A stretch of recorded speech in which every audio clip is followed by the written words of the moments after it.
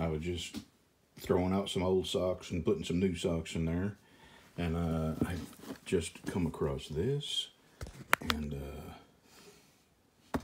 where is it? This.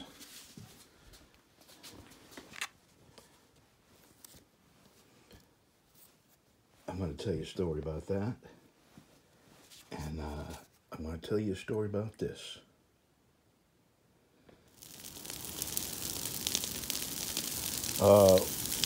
Yesterday evening I did a short live stream about that revival I was at. And I just left it on long enough to hear one Pastor Reuben Weaver. And I shut the live stream off, or so I thought. And my wife and I, we said our goodbyes and shook hands and got out into the truck. And I had been holding a fart the whole time I was in that church, holding a fart in. Oh God, I wish I'd let it out before I got in the church, because when I got in there, I know I swelled up trying to hold it in. So we got out to the truck, closed the door, and I let that fart rip. And then my wife looked at my phone and seen that I was still alive. So that's why you don't see that uploaded, because I deleted that video. And if you happen to be still there listening, sorry you had to hear that. And I think my wife cussed me out because I waited till we got in the truck and closed the doors.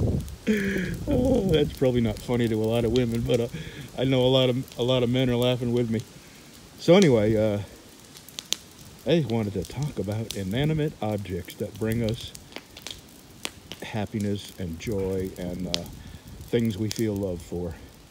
The first time I ever felt love for an inanimate object was this motorcycle I had when I was 20 years old.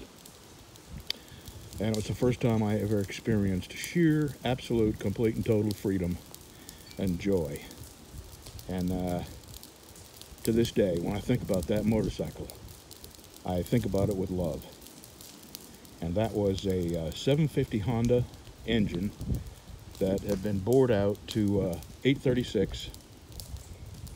Thanks. With it came with 36 millimeter Mikuni carbs. I put 42 millimeter carbs on it, and 2-in-1 almost straight pipes. And boy, did I love that motorcycle. The second thing I ever felt love for was the Kenworth, the purple Kenworth that you saw in that picture.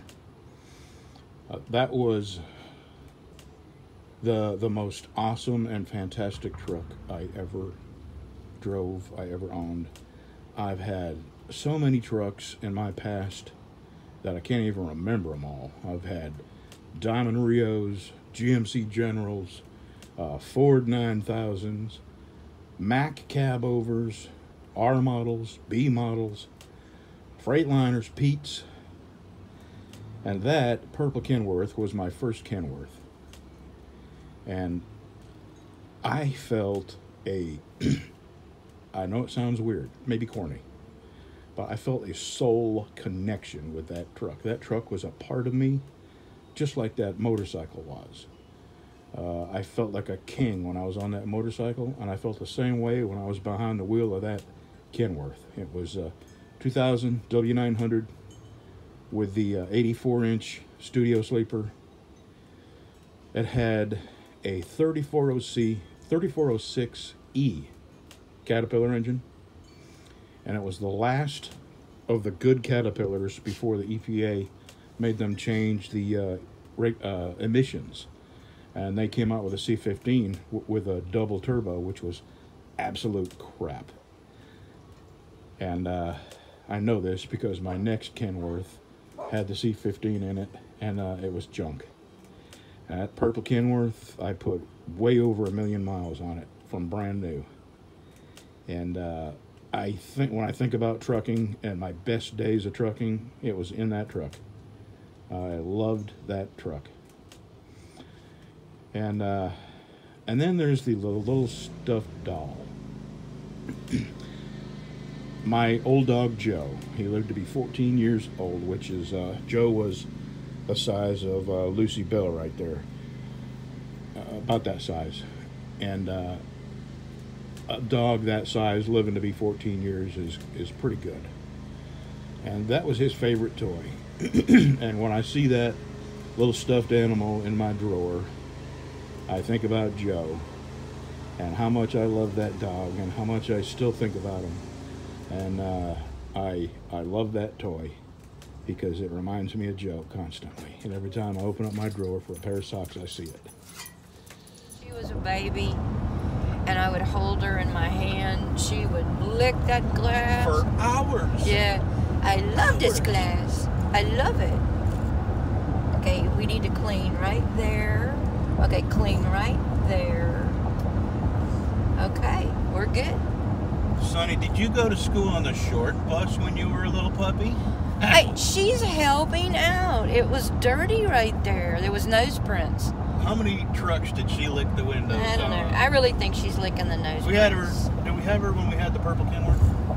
Yeah, that's when we got her. So that's when she started licking windows, purple Kenworth, and then the tan Kenworth, and then the Volvo, and then the Freightliner. That dog has licked some windows. Yeah.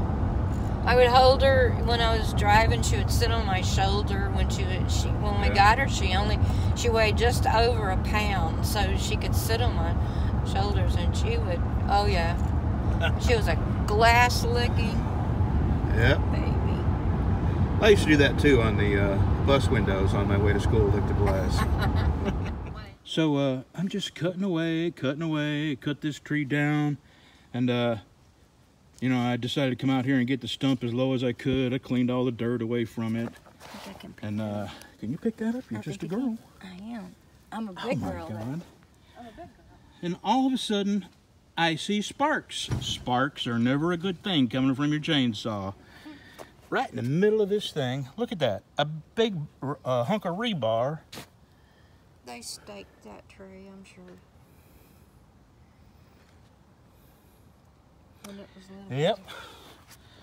Well, they planted it underneath all these trees.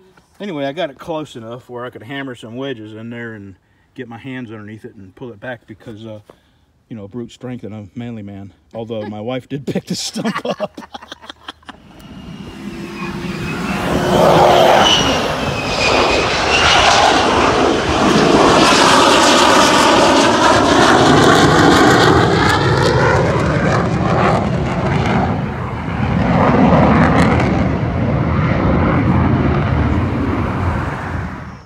I wonder if I could get some good footage of this. Isn't that a pretty web?